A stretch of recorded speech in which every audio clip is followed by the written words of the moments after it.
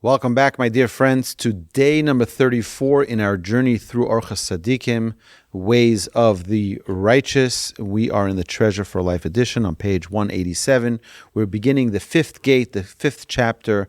We're going to be talking about the gate of love. What is love? Love is a very, very important, very precious trait. Ha'ava kolelas masim rabim yoser mikol amidos. Of all the various character traits, the trait of love has an effect on one's actions more than any of the others. And when one employs his love for good, it is the highest of all the traits. Ha'ava kolelos masim rabim yoser mikol amidos v'kishiyosim ha'odam ahavasu l'tova hi lemala mikol amidos k'dichsiv v'ahavta es Hashem Elokecha. And you, as it is written, and you shall love Hashem your God. This is in Deuteronomy chapter 6, verse 5. And there is no form of divine service higher than that of serving Hashem out of love. But if, God forbid, someone employs their love for the evil, and there's nothing worse in the world. There's no trait that is compared to that evil of love misguided. He says,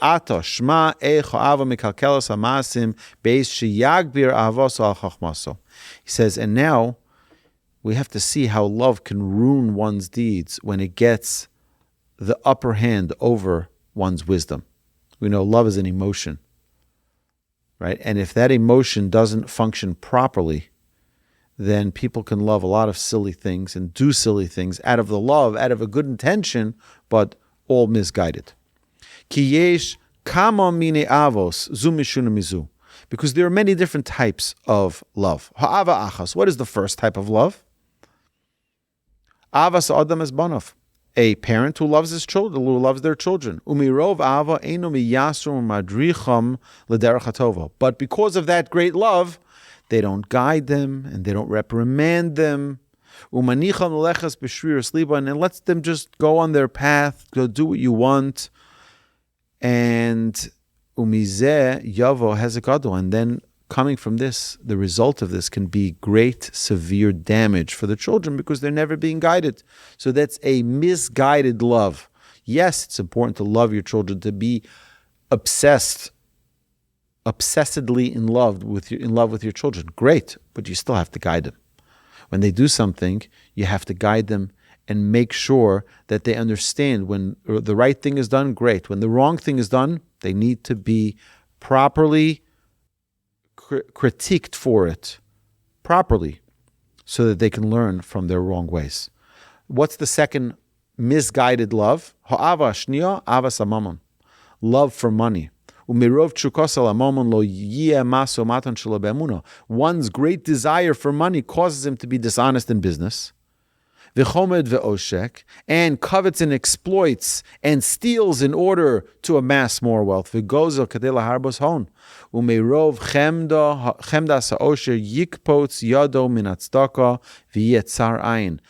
great desire for wealth will cause him to close his hand to charity and to be miserly. So that's another form of love. They love money, so now everything is fine as long as I remember my father once hired someone to work for him, a young guy. He was like straight out of school, first job, came to my father, and my father was just doing an act of kindness and bringing him in, hopefully showing him the ropes of the business.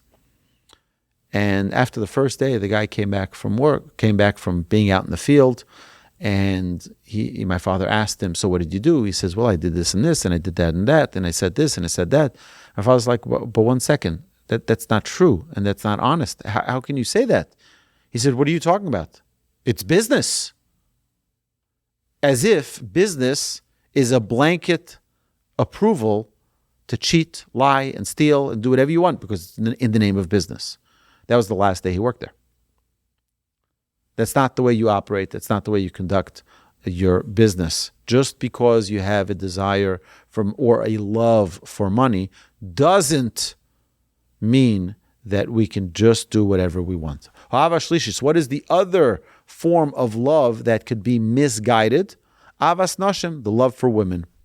V'im tiya lo isho ra'a, and if a person's wife is wicked and haughty, ubalas gaiva, he tosim miliba kol mitzvos v'hitim shechehu achareha, umirov ha'ava eno me'ez ponov negda v'shomel ha'atzasa. So he loves his wife, obsessedly in love with his wife, but she's turning him against the mitzvos and removing the mitzvos from his heart, and he will be drawn after her. His great love will not permit him to defy her. He will heed her counsel, and she will lead him into evil deeds. His great love for women will also cause him to gaze at them constantly, to speak obscenities, and to come to lewdness. V'gam mirov avaso es hanoshim yistakel behen tadir v'yidaber nevolos v'yavo l'dei niyuf, as what they call locker room banter. Oh, it's okay, it's me and the boys, and we're just talking like that in a way that is crass, in a way that is inappropriate, in a way that is lewd, and that is a way that no Jewish person should talk about anyone.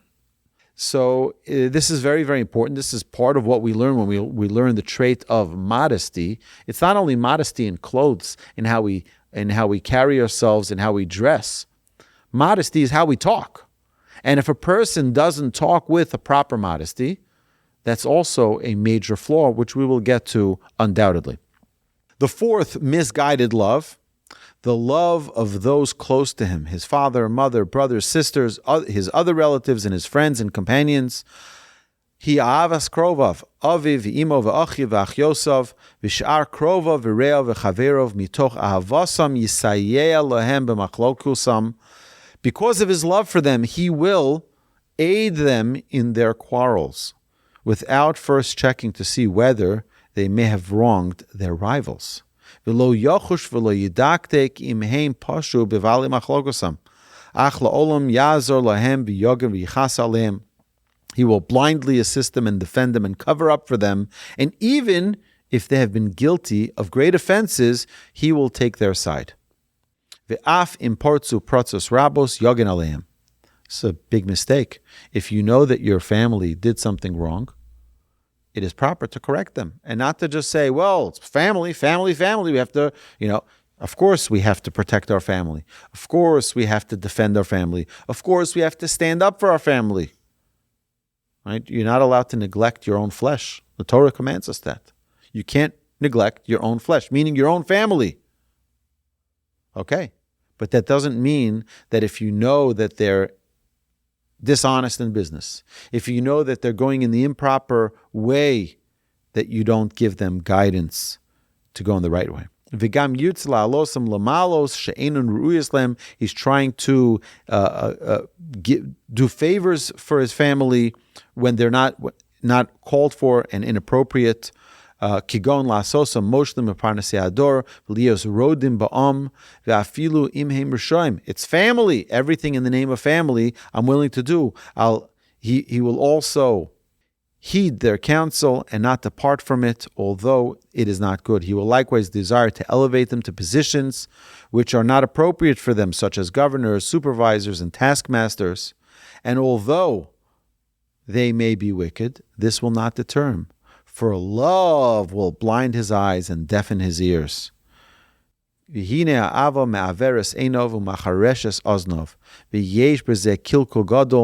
this will cause great damage, for they will bend the world to their vanities. This we find a lot, by the way, today in politics. People don't care anymore about what is truth and what is not. But rather, people just care about their own team. And they're not willing to be intellectually honest, to say, this is wrong. Even though it's my party, it's wrong.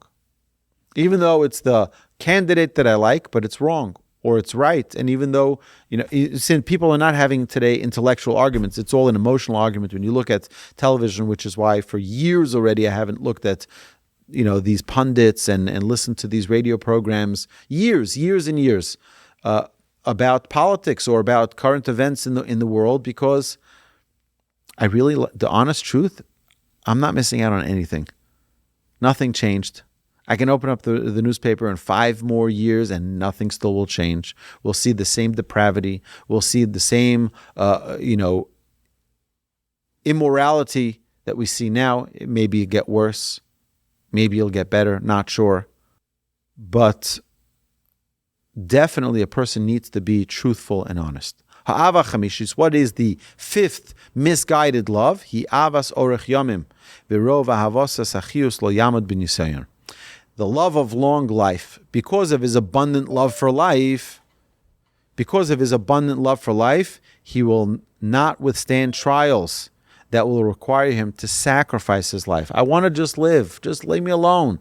But there are things that a person is supposed to do that should sacrifice his life for the sake of heaven. We spoke about this morning in our prayer podcast, that one should be willing to give up their soul for Hashem.